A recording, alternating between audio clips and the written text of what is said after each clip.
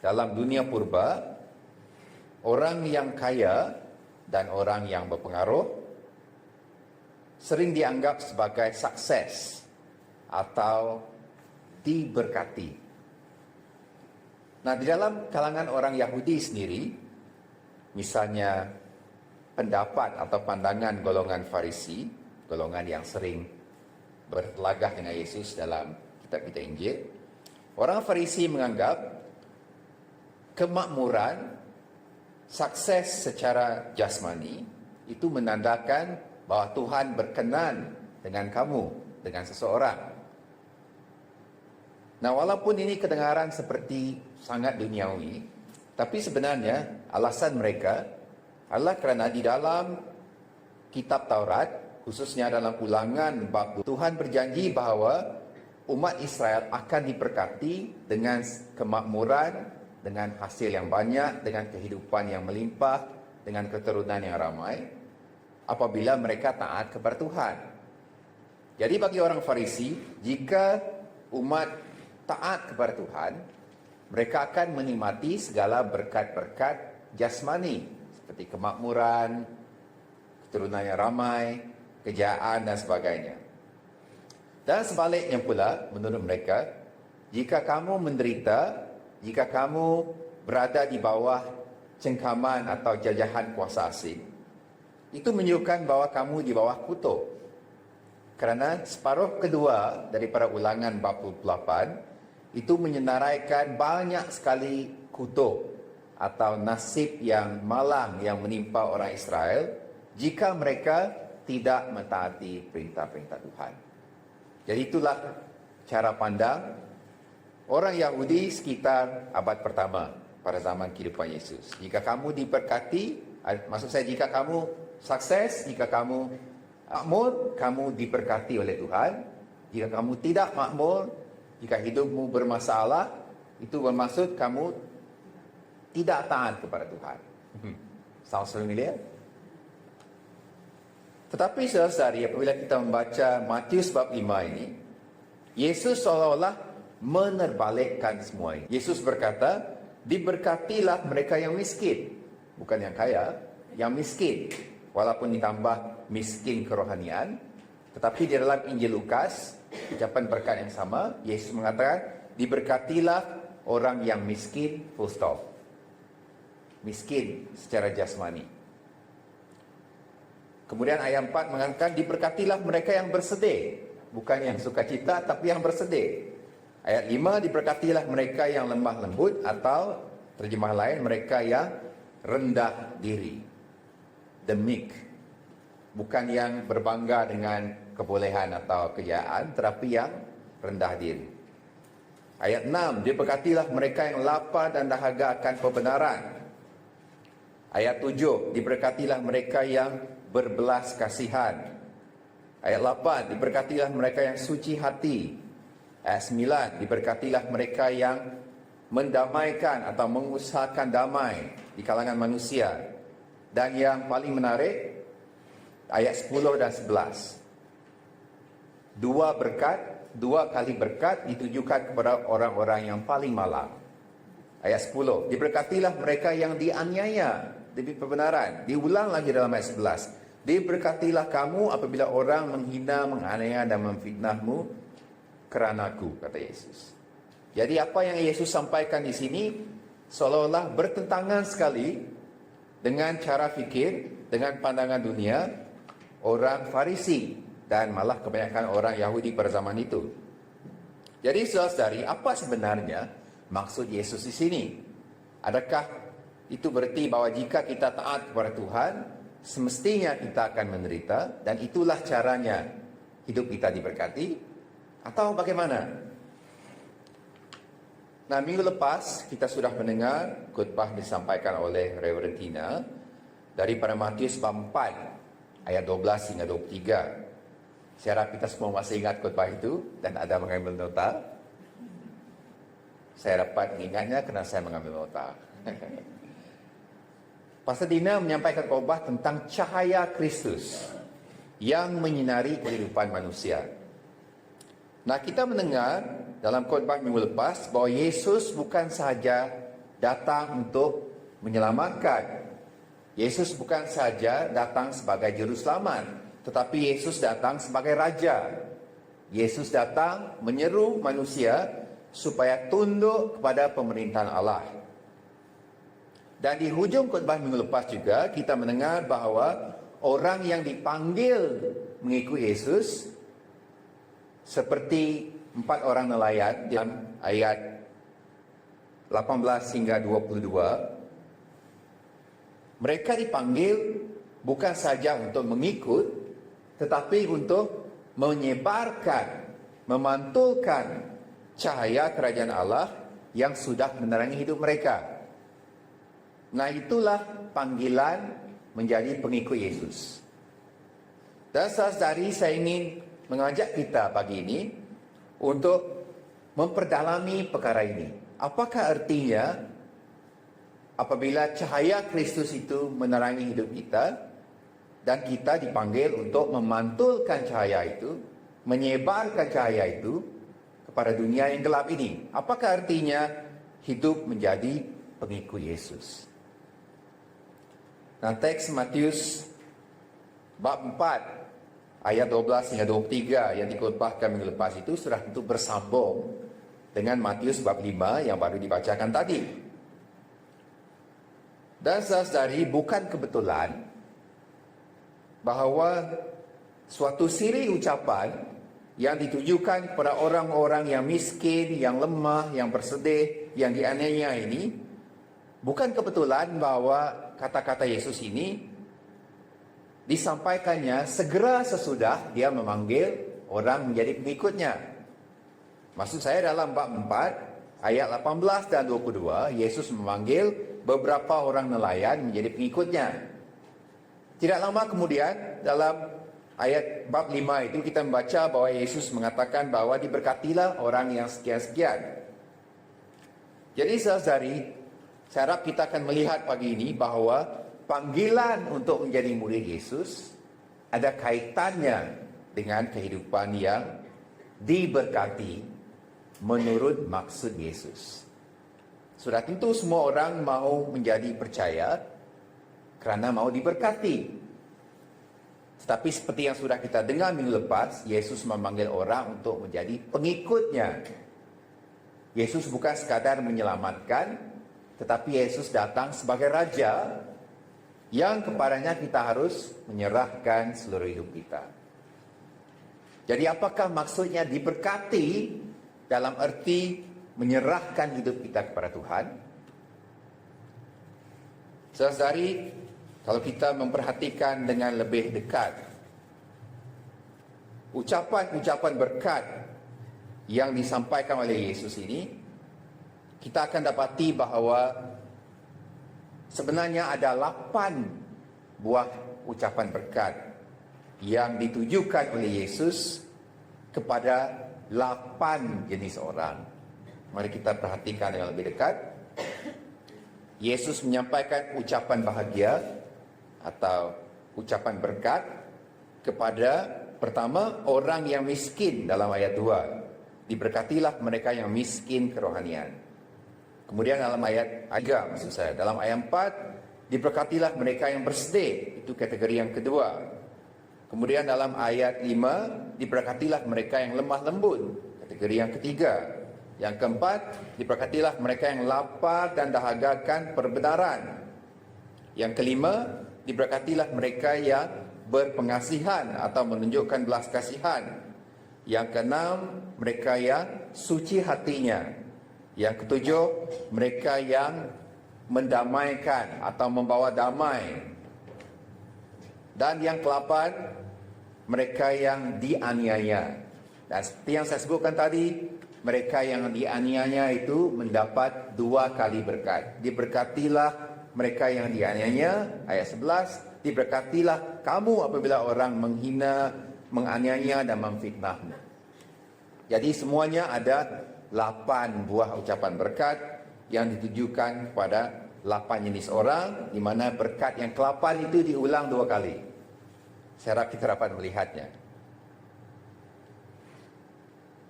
Nah, itu perkara yang pertama. Ada 8 jenis berkat ditujukan kepada 8 jenis orang. Tetapi perhatikan juga bahwa dalam ayat 3, diberkatilah mereka yang miskin kerohanian, kerana mereka lah yang punya kerajaan syurga. Kemudian dalam ayat 10,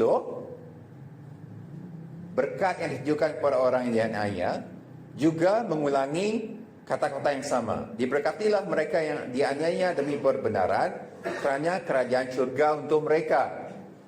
Jadi kerajaan syurga yang dijanjikan kepada orang-orang yang diberkati ini, boleh kita katakan mengapit ke 8 ucapan berkat.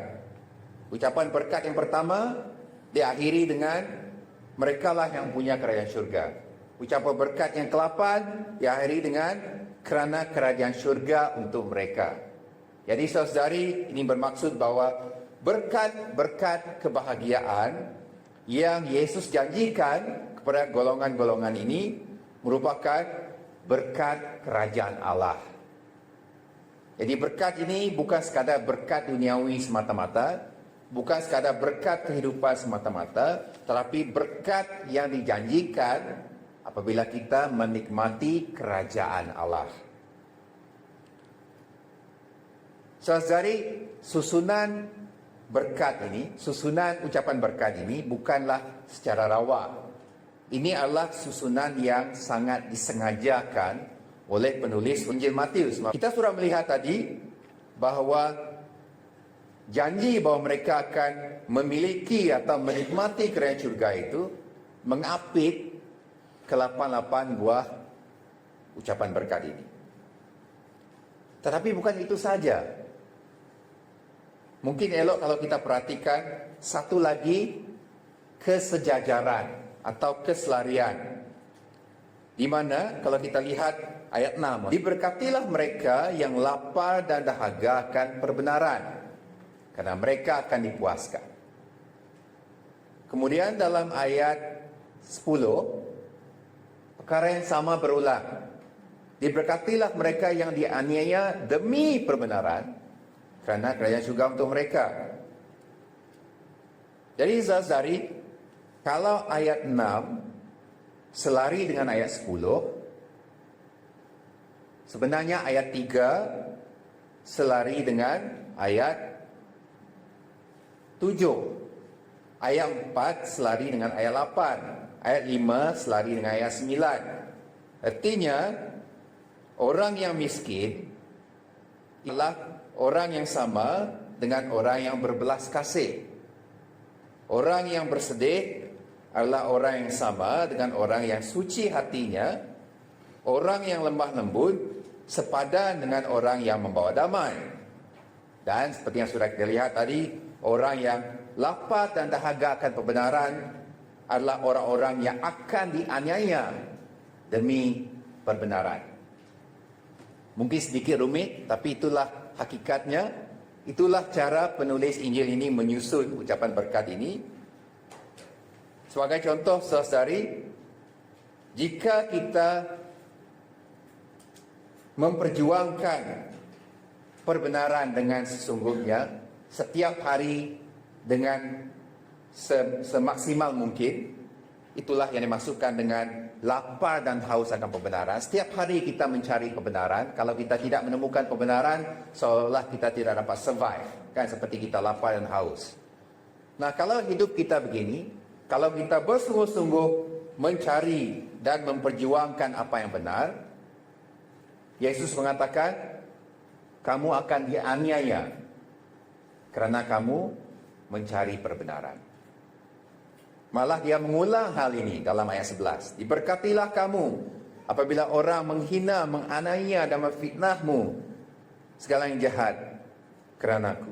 Orang-orang yang haus dan lapar akan kebenaran akan dianiaya oleh sebab perbenaran itu.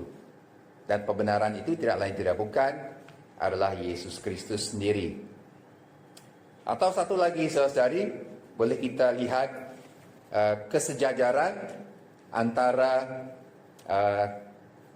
ayat 5 dengan ayat 9. Ayat 5 berkata, diberkatilah mereka yang lemah lembut, kerana mereka akan mewarisi bumi ini. Ayat 9 mengatakan, diberkatilah mereka yang mendamaikan manusia, kerana mereka akan dipanggil anak-anak Allah. Jadi dua golongan ini sebenarnya golongan yang sama. Orang-orang yang lemah lembut, orang-orang yang tidak kasar, tidak gangho, kata orang, tidak agresif. Orang-orang begini dapat melakukan atau mendamaikan orang karena mereka lemah lembut, karena mereka rendah diri, karena mereka tidak agresif. Jadi orang-orang yang tidak agresif, orang-orang yang lemah lembut pasti dapat menjadi ejen pembawa damai. Sebab karakter mereka itu lemah lembut kan. Kalau mereka agresif, mana dapat mendamaikan orang. Mereka lah yang akan menimbulkan tension, stres kan.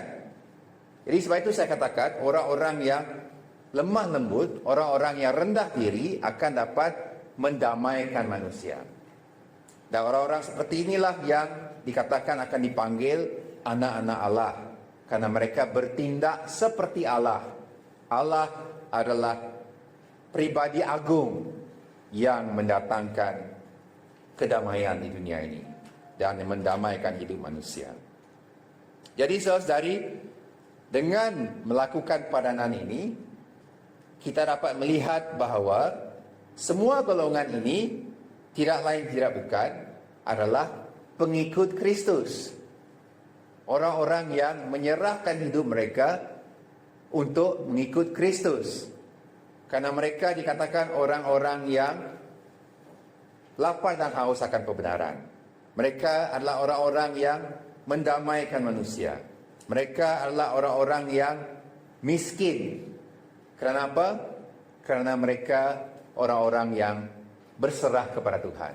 Orang-orang kaya, orang-orang yang berpengaruh tidak akan mempedulikan Yesus, tidak akan mempedulikan pemberitaan kerajaan Allah. Karena mereka fikir mereka lah yang sepatutnya memerintah. Mereka lah yang berkuasa.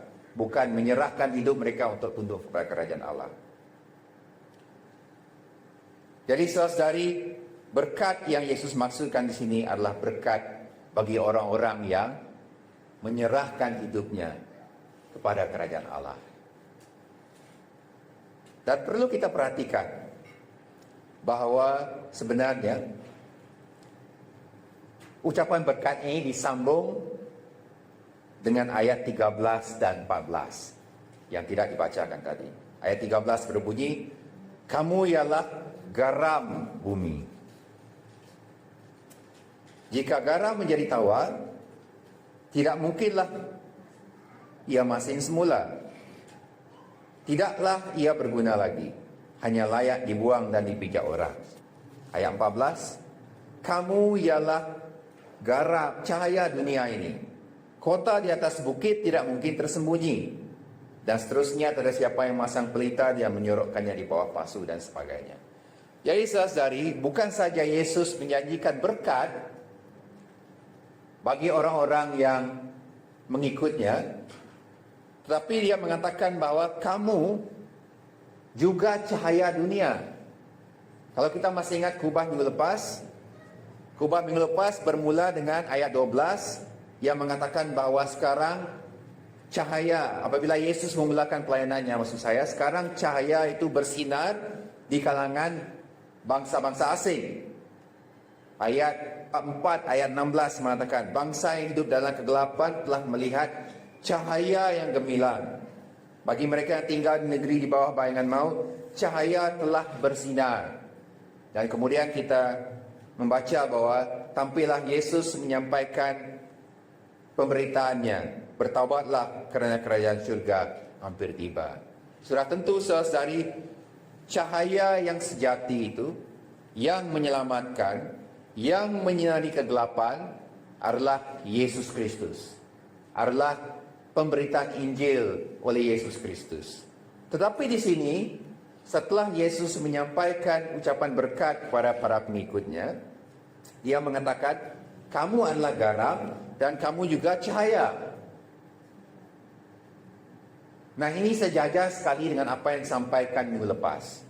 Orang-orang yang sudah menerima cahaya Kristus dipanggil untuk menjadi pembawa cahaya.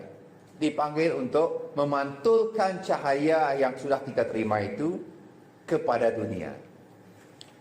Saudari, apabila kita menjadi pengikut Yesus, kita diharapkan, expected untuk menjadi garam dan cahaya bagi dunia ini. Dan bagaimanakah kita memantulkan cahaya kepada dunia? Nah, kalau kita membacanya sejak awal tadi, seperti yang sudah kita lihat, sejak ayat 3 sampai ayat 11, cara kita memancarkan cahaya Kristus adalah melalui kerendahan hati, adalah melalui kesengsaraan, adalah melalui rasa lapar dan dahaga akan kebenaran, adalah melalui memperjuangkan keadilan, memperjuangkan kebenaran sehingga kita dianiaya. Jadi saudari, pengikut Yesus memantulkan cahayanya dengan hidup sebagai orang-orang yang miskin kerohanian, yang bersedih kerana kejahatan di dunia ini, yang lapar dan haus akan kebenaran, yang menunjukkan belas kasihan kepada sesama manusia, yang suci hatinya, yang berusaha mendamaikan manusia, malah yang dianiaya demi perbenaran. Nah, mungkin ada yang berfikir, kenapa begitu sukar? Kenapa susah sekali? Kenapa ditagih pengorbanan yang terlalu besar begini? Tidak cukupkah untuk kita percaya dan beribadah, and that's it? Tidak perlulah menjadi seperti ini, miskin kerohanian lah, lapar dan dahaga kebenaran lah, dianiaya demi kebenaran lah, dan sebagainya. Why is it so hard? Saudari, jika kita membaca Injil Matius ini sampai habis, surah itu panjang, 28 bab, tapi segala yang Yesus ajarkan di segala tempat di Injil ini adalah sebahagian daripada seluruh Injil ini. Jadi jika kita membaca Injil ini sampai habis, sebenarnya Yesus tidak menuntut kita untuk melakukan sesuatu yang dia sendiri tidak pernah lakukan. Saya ulangi, apa yang Yesus katakan dalam ucapan berkat di sini bukan diharapkannya untuk dilakukan oleh pengikutnya saja, tetapi dia sendirilah pribadi yang terulung yang sudah hidup seperti ini. Yesuslah pribadi yang paling rendah hati. Yesuslah orang yang miskin, walaupun bukan secara kerohanian, tapi Yesus orang miskin. Ada satu kali, ada orang mengatakan bahawa, "Guru, aku mau mengikut engkau." Jawab Yesus, "Anak manusia tidak punya tempat untuk meletakkan kepalanya." Kalau tak silap saya, itu dalam Injil Lukas, kalau tidak Injil Matius. Apa maksudnya? Maksudnya, aku tak ada rumah. Aku tak boleh bagi kau makan. Kau ikut aku, kau jadi orang miskin. Aku pun tak ada tempat nak cari makan. Anak manusia tidak ada tempat untuk meletakkan kepalanya. Mau tidur pun tumpah rumah orang. Jadi saudari, Yesus sendiri sudah mengalami hidup yang berkekurangan. Yesus adalah orang yang menunjukkan belas kasihan teragung kepada orang menderita. Kita boleh baca ini dalam Matius bab 11, bab 9 ayat 13 dan sebagainya. Yesus adalah pribadi yang bersikap lemah lembut dan rendah hati, seperti yang tercatat dalam Matius 11 ayat 29. Malah Yesus ketika dia tergantung di kayu salib, dia memberikan pengampunan kepada orang-orang yang menghukumnya, orang-orang yang menganiayanya, walaupun mereka tidak meminta pengampunan. Ketika Yesus tergantung di kayu salib, dia berdoa, "Bapa, ampunilah mereka, karena mereka tidak tahu apa yang mereka lakukan." Orang-orang yang menyalibkan Yesus itu berfikir bahawa mereka melakukan apa yang betul. Mereka langsung tidak merasa bersalah membuat itu. Tetapi Yesus mengampuni mereka tanpa mereka memintanya. Saudari, Yesus sendiri sudah menunjukkan kesanggupan untuk mengampuni orang lain yang bahkan tidak meminta pengampunan. Jadi dengan kata lain, Yesus sendirilah pribadi yang sudah menghidupi, menunjukkan hidup yang miskin, hidup yang bersedih, hidup yang lemah lembut, hidup yang lapar dahaga akan kebenaran, hidup yang menunjukkan belas kasihan, hidup yang suci, hidup yang mendamaikan manusia, dan sudah tentu hidup yang dianiaya kerana perbenaran. Jadi saudari, Yesus sudah pun melakukannya. Yesus sudah pun mempeloporinya. Jadi permintaan di sini bukanlah sesuatu yang terlalu berat, bukanlah mustahil. Kerana inilah cara hidup bagi orang yang empunya kerajaan syurga. Mungkin terlalu berat bagi kita untuk terima, tapi itulah kata-kata Yesus. Diberkatilah mereka yang miskin kerohanian, kerana mereka lah yang punya kerajaan syurga. Bukan orang-orang fikir bahawa kita hebat, kita kaya, kita berkebolehan, kita cukup baik dan sebagainya. Tapi orang-orang yang menyedari bahawa mereka miskin dan perlukan bantuan Tuhan. Ayat 11, diberkatilah mereka yang dianiaya demi kebenaran, kerana kerajaan syurga untuk mereka.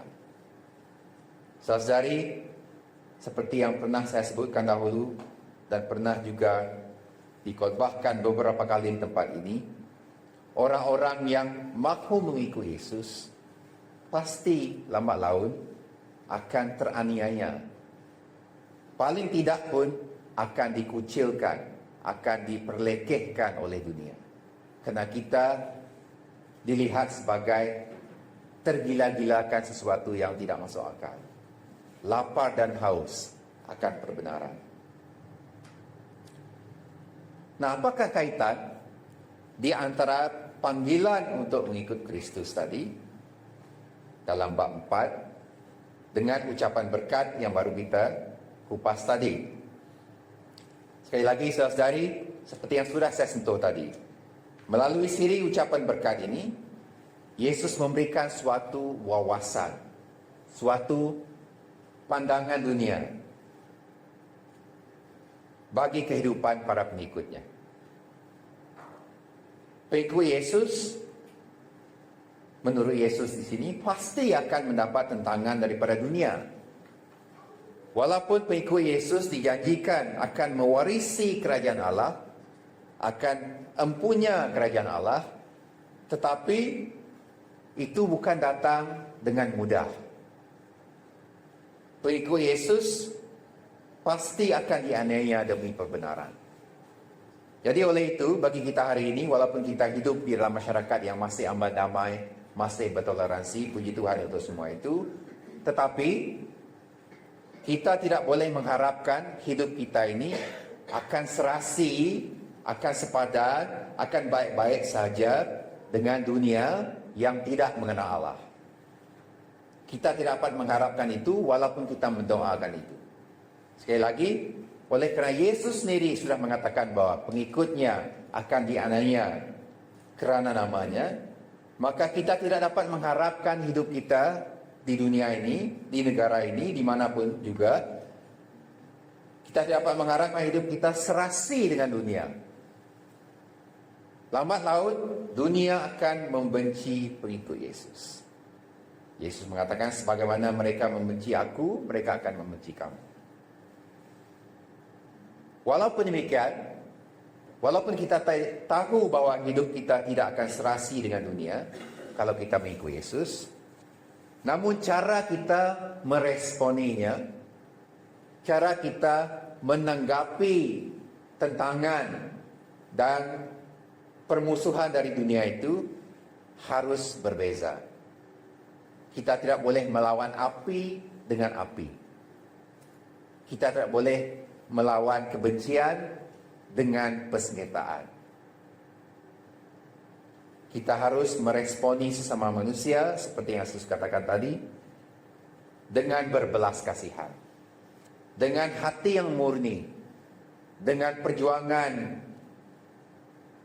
mengejar pendamaian, dengan berusaha mendamaikan manusia. Walaupun kita tahu bahwa dunia pasti membenci umat Tuhan.